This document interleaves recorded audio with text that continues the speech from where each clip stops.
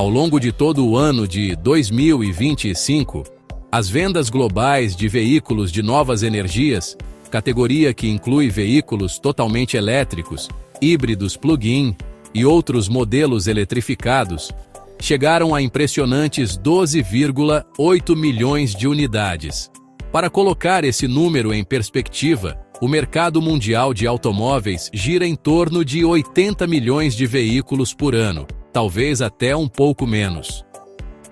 Ou seja, uma parcela cada vez mais relevante do mercado já está migrando para a eletrificação. E grande parte desse movimento acontece na China. Em 2025, uma porcentagem enorme dos carros vendidos na China já era composta por veículos de novas energias. No total, esse segmento cresceu 17,6% em relação ao ano anterior, um avanço significativo. Mas quando olhamos mais de perto, surge uma pergunta importante: quantos desses veículos eram de fato totalmente elétricos? A resposta é clara. As vendas de veículos 100% elétricos atingiram 7,9 milhões de unidades, praticamente 8 milhões. Isso representa um crescimento de 24,5%, ou seja, cerca de 25% em apenas um ano. Já os híbridos plug-in, especialmente no mercado chinês, cresceram apenas 8,8%, algo em torno de 9%. A diferença é gritante. Enquanto os elétricos avançam rapidamente, os híbridos plug-in crescem a um ritmo bem mais lento. Outro dado chama ainda mais atenção.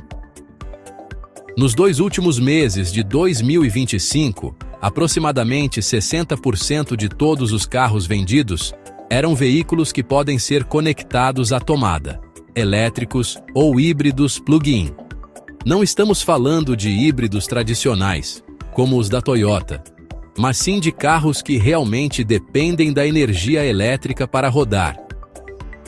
No entanto, quando analisamos quem está vendendo esses carros, o cenário muda completamente. As montadoras tradicionais, marcas ocidentais e japonesas, vendem pouquíssimos veículos de novas energias. Em média, menos de 10% das vendas dessas empresas envolvem elétricos ou híbridos plug-in. Em contraste, as montadoras chinesas já alcançaram cerca de 80% de vendas nesse segmento, sendo a maioria esmagadora composta por veículos totalmente elétricos. Agora, olhando especificamente para a China em 2025, o desempenho dos elétricos foi ainda mais impressionante.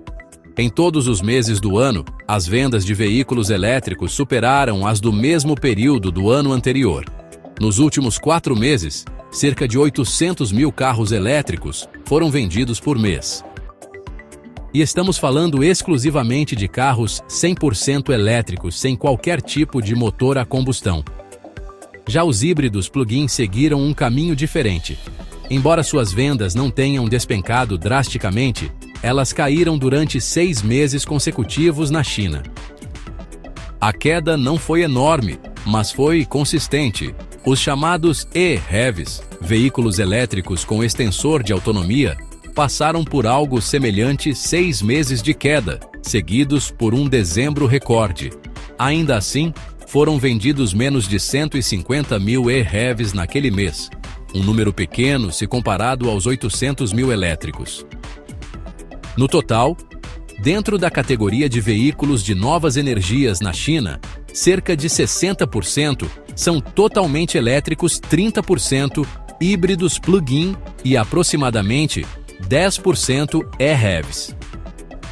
Mas considerando que os elétricos crescem a uma taxa média de 25% ao ano, enquanto os híbridos avançam apenas 8 ou 9%, fica evidente para onde o mercado está caminhando. Essa mudança radical tem causado uma crise profunda nas montadoras tradicionais. A situação da Porsche na China é um exemplo claro.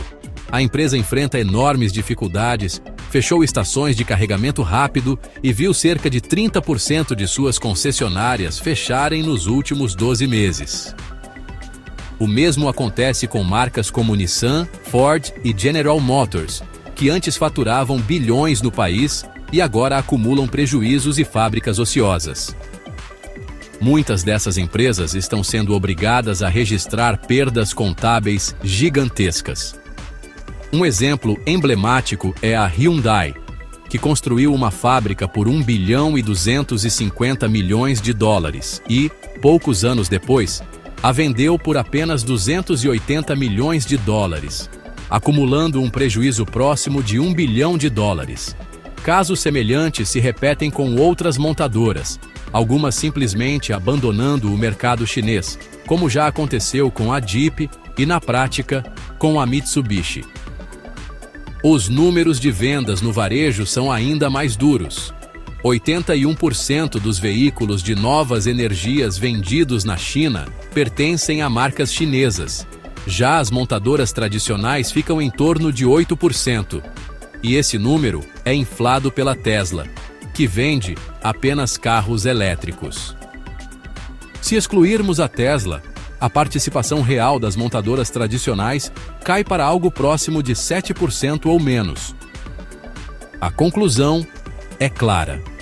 Os dias dessas empresas na China estão contados e, em grande parte, isso foi causado por decisões tomadas por elas mesmas. Durante anos, ignoraram os veículos elétricos ou apostaram em soluções temporárias. Agora, tentam correr atrás do prejuízo, muitas vezes recorrendo a fabricantes terceirizados para simplesmente rebatizar carros chineses com seus próprios logotipos. O problema é que muitos consumidores chineses percebem isso e se perguntam: por que comprar um carro rebatizado quando é possível adquirir o modelo original, muitas vezes mais moderno e mais barato?